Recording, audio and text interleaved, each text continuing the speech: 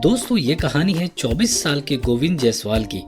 कहानी वाराणसी के एक रिक्शा चालक के बेटे की, जिसे बचपन से ये ताने सुनने को मिले कि तुम चाहे जितना भी पढ़ लो, बनना तुम्हें भी एक रिक्शे वाला ही है। लेकिन गोविंद ने कभी किसी की बात पर ध्यान नहीं दिया।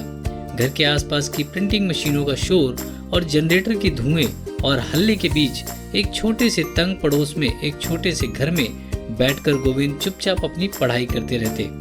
अपनी पूरी उम्र गोविंद ने सिर्फ एक ही सपना देखा, आईएएस ऑफिसर बनने का, और उसके लिए सिर्फ एक वही रास्ता था जिस पर उन्हें चलना था।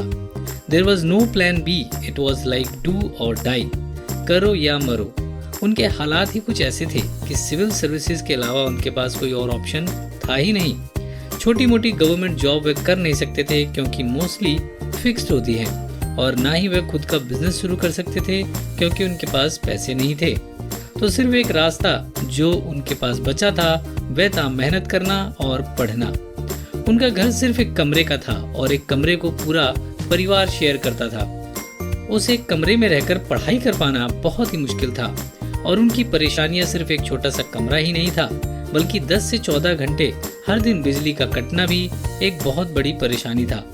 जैसे ही लाइट चली जाती उन्हें खिड़कियां बंद करके पढ़ाई करनी पड़ती ताकि बाहर से जनरेटर के आने वाले शोर से वह डिस्टर्ब ना हो। गोविंद के पिता नारायण जायसवाल ने 10 साल तक गवर्नमेंट राशन की दुकान में काम किया। एक दिन वह दुकान बंद हो गई, और जिसके बाद उन्होंने एक रिक्शा खरीदा और धीरे धीरे कुछ रिक्शे खरीदकर अपने रिक्शे भाड़े पे देना शुरू किया। जल्दी उनका रिक्शा का छोटा सा कारोबार चल पड़ा। उनके पिता ने 3 छोटी छोटी जमीनें खरीदी ताकि फ्यूचर में अपनी तीनों बेटियों की शादी बिना किसी परेशानी के कर सके। लेकिन जब गोविंद स्कूल में थे तब उनकी मां की मृत्यु हो गई, जिसके बाद 10 साल तक परिवार ने कई मुसीबतें झेली।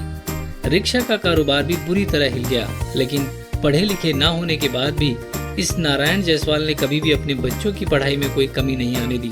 अपनी बेटियों को ग्रेजुएशन करवाई और अपने बेटे को एक आईएएस ऑफिसर बनने का, उसका अपना सपना पूरा करने में जो भी वह कर सकते थे उन्होंने मदद की।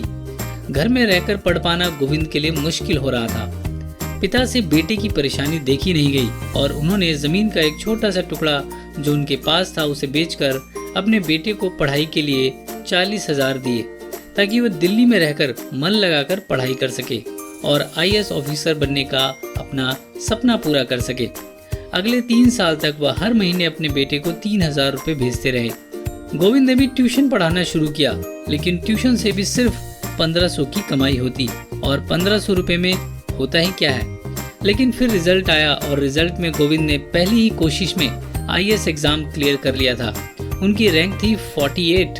कहते हैं किस्मत बदलते देर नहीं लगती, इसलिए मेहनत करते रहो, आज नहीं तो कल जीत तुम्हारी ही होगी। आशा है दोस्तों ये मोटिवेशनल स्टोरी आपको पसंद आई होगी।